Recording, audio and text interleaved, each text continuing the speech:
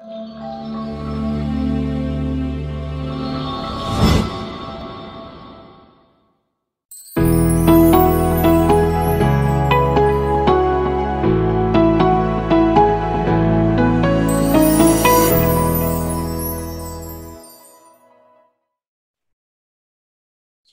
selamat malam semua. Malam ini karena hujan, Palestina masih dalam perjalanan pulang, jadi nggak bisa sempat bawain firman, jadi saya yang gantiin. Jadi eh, tema hari ini berbeda ya, karena ini dadakan juga. Tema hari ini kita fokus kepada Tuhan, yang saya ambil dari Ibrani pasal 12 ayat yang kedua, yaitu marilah kita melakukannya dengan mata yang tertuju pada Yesus yang memimpin kita dalam iman dan yang membawa iman kita itu kepada kesempurnaan, yang dengan mengabaikan kehinaan tekun memikul salib, ganti sukacita yang disediakan bagi Dia yang sekarang duduk di sebelah kanan tahta Allah. Nah, jadi saya percaya ya, semua kita yang ada di Komsel pada malam hari ini pasti udah pernah dengar yang namanya kata fokus. Jadi fokus itu adalah suatu aktivitas konsentrasi ya terhadap suatu hal yang sedang kita lakukan. Nah, jadi untuk berkonsentrasi dalam satu hal, kita harus lupakan hal yang lain. Jadi konsentrasi kita tuh hanya kita tujukan pada sesuatu hal yang sedang kita lakukan atau kita kerjakan. Itu yang namanya kita fokus, konsentrasi. Nah, dalam hidup kita sehari-hari kita dituntut ya untuk selalu fokus dalam melakukan segala sesuatu. Nah, kenapa sih kita tuh harus dituntut buat fokus? Karena jika kita tidak fokus dalam bekerja, dalam melakukan segala sesuatu, maka bisa kita pastikan nih, hal yang sedang kita kerjakan itu tidak akan mendatangkan hasil yang maksimal karena ketidakfokusan kita ketika mengerjakannya. Nah, sama juga seperti kayak anak-anak ya, murid-murid yang belajar di sekolah. Dalam kelas, mereka pasti dituntut untuk fokus, konsentrasi ketika guru sedang mengajar. Nah, kalau anak-anak itu tidak fokus mendengarkan ketika guru sedang menjelasin, ya udah pasti mata pelajaran hari itu yang sedang dijelasin mereka nggak akan paham, nggak akan ngerti. Ini guru hari ini dari tadi cuap-cuap di depan tuh ngomongin apa sih gitu, karena tidak fokus gitu loh. Nah, ketika tuh, nah itu tadi ya tentang ketika fokus anak-anak di dalam kelas. Ketika kita di jalan, baik kita mau bawa motor, baik kita mau bawa mobil, biar kita selamat sampai ke tujuan, kita harus apa-apa? Kita harus apa? Kita harus fokus dalam membawa kendaraan tersebut. Coba bayangin ketika kita bawa motor, tapi pikiran kita nggak ke depan, kita pikirannya kemana-mana, udah pasti kita udah nggak fokus perhatiin jalan kita di depan. Tanpa kita sadari, kita bisa bengong aja di depan kita ada apa? Ada mobil lagi parkir, kita nggak bisa kita seruduk. Nah itu, ketika kita kehilangan fokus kita, kita kehilangan konsentrasi kita, maka karena kejadian-kejadian nggak enak yang bisa aja menimpa kita. Itu adalah contoh-contoh hal ketika kita tidak fokus, kita kehilangan konsentrasi kita ketika kita sedang melakukan sesuatu. Nah, jadi, sebagai pengikutnya Kristus nih, jadi sudah sepatutnya bagi kita semua untuk mencontoh teladan Kristus selama hidup di dunia ini sebagai manusia, di mana Yesus pada waktu itu fokus di dalam mengabarkan firman Tuhan. Meskipun banyak hambatan dan halangan datang pada waktu Yesus sedang mengabarkan firman Tuhan. Nah, terus ketika hambatan dan halangan itu datang, apakah Tuhan Yesus menyerah? Nah, tentu saja tidak kan. Tuhan Yesus tidak menyerah. Tuhan tetap fokus pada tujuannya, yaitu mengabarkan firman Tuhan, supaya manusia memperoleh keselamatan ketika mereka percaya, bertobat, dibaptis, dan menjadi pengikut Kristus. Bisa kita bayangkan, kalau Yesus pada saat itu tuh nggak fokus, tujuannya datang ke dunia tuh buat apa? Sudah dipastikan bahwa manusia, kita-kita ini tidak akan memperoleh yang namanya keselamatan. Nah, oleh karena itu apapun keadaan kita pada saat ini nih, sudah sepatutnya kita mengucap syukur pada Tuhan Yesus Kristus atas pengorbanan yang telah Dia lakukan. Sekalipun dalam hidup kita ada masalah, kita mengalami hambatan, halangan, ada pergumulan berat yang harus kita hadapi. Tapi kita harus ingat, jangan sampai kita teralihkan pada masalah dan pergumulan yang ada, sehingga kita kehilangan fokus dan kepercayaan kita kepada Tuhan. Karena di saat kita kehilangan fokus dan kepercayaan kepada Tuhan, maka udah pasti yang akan mengalami kerugian itu kita. Kerugian yang besar juga. Nah, lalu apa yang harus kita lakukan nih supaya kita tidak kehilangan fokus kita kepada Allah? Nah, agar kita semua tidak kehilangan fokus kita kepada Allah, maka kita perlu menjaga fokus, harus menjaga kita bisa tetap fokus. Nah, kita harus melakukan 3 hal. Nah, yang pertama yang harus kita lakukan supaya kita tidak kehilangan fokus kita terhadap Tuhan adalah kita harus selalu mengandalkan Tuhan. Saya akan bacakan di 1 Samuel pasal 17 ayat yang ke-45. Tetapi Daud berkata kepada orang Filistin itu, "Engkau mendatangi aku dengan pedang dan tombak dan lembing, tetapi aku mendatangi engkau dengan nama Tuhan semesta alam, Allah segala barisan Israel yang kau tantang itu."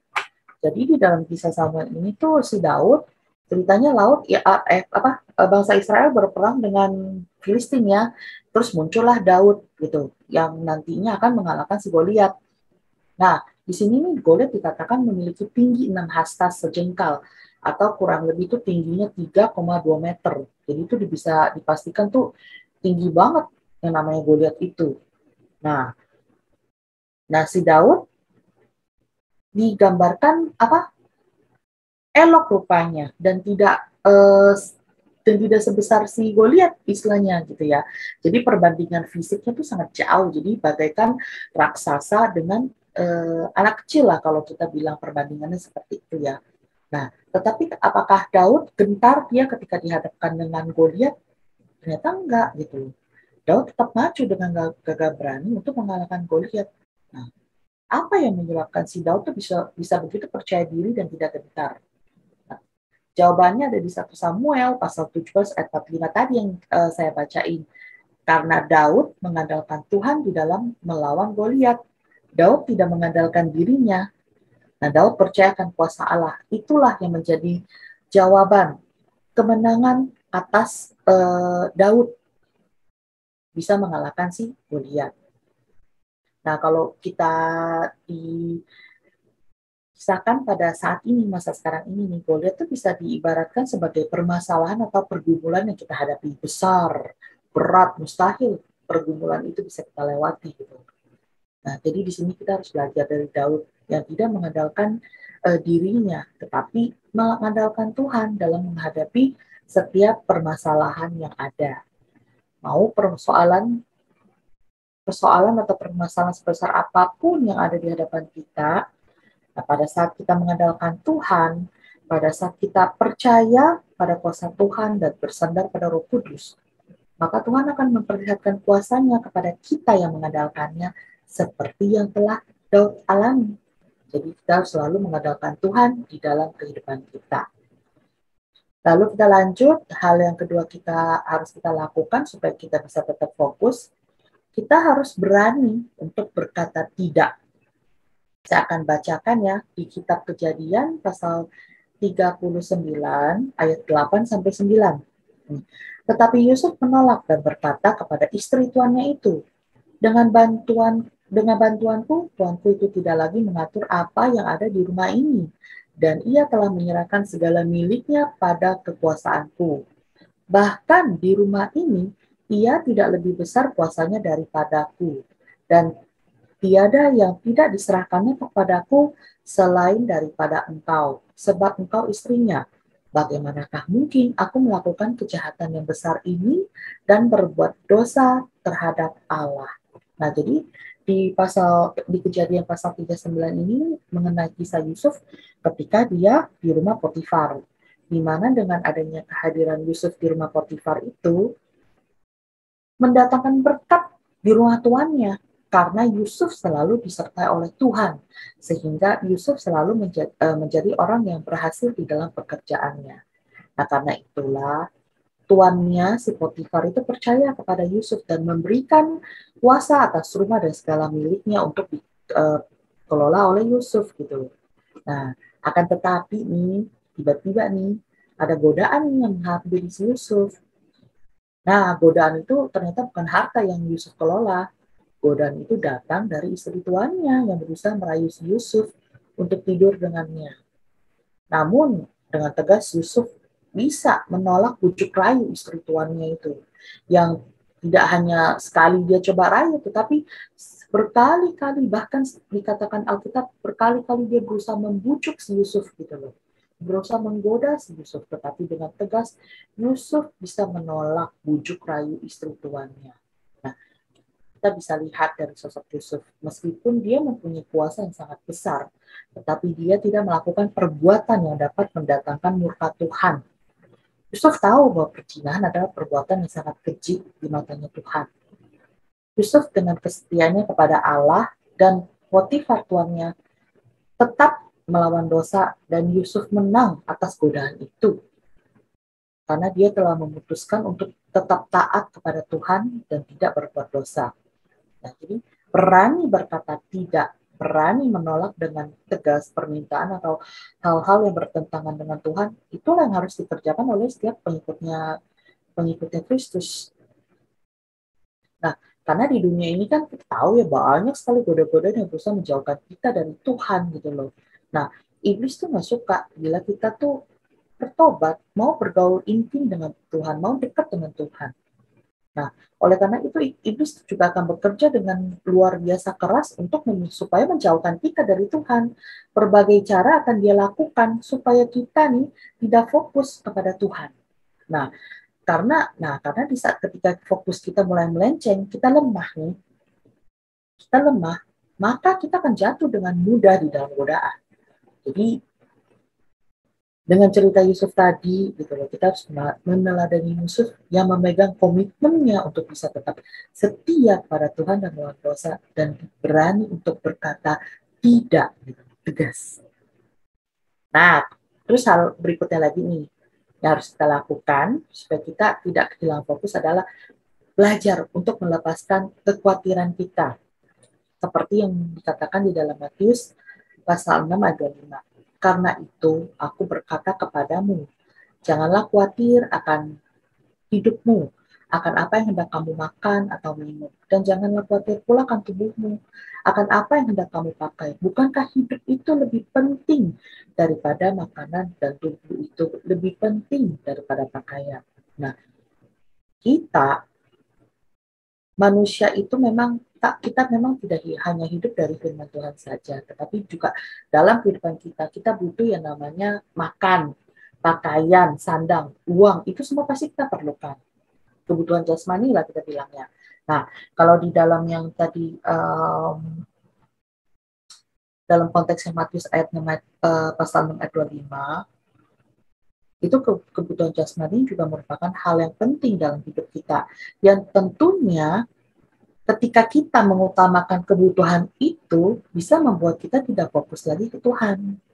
Nah, hidup di zaman sekarang, orang akan berlomba-lomba buat membuat diri mereka tuh diakui, diterima di dalam masyarakat dengan berbagai macam cara.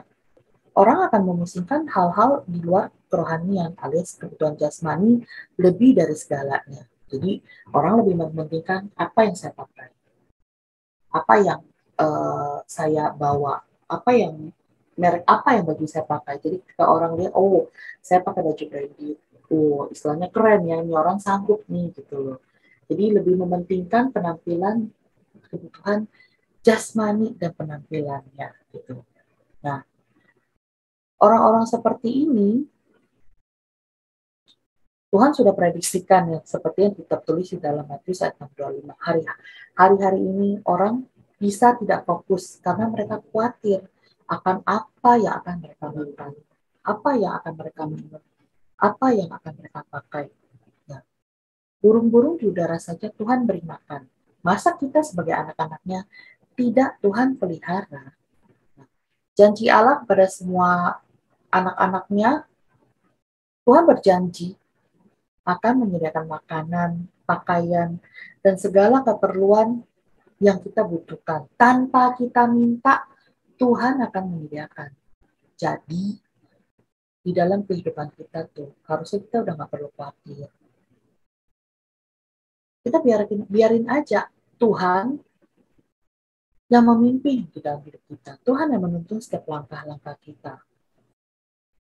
Karena Tuhan yang berdaulat atas kehidupan kita. Kita mesti percaya pemeliharaan Tuhan itu sempurna. Kita bisa lihat ya, ini tahun 2002 ketika Indonesia mulai di lockdown itu,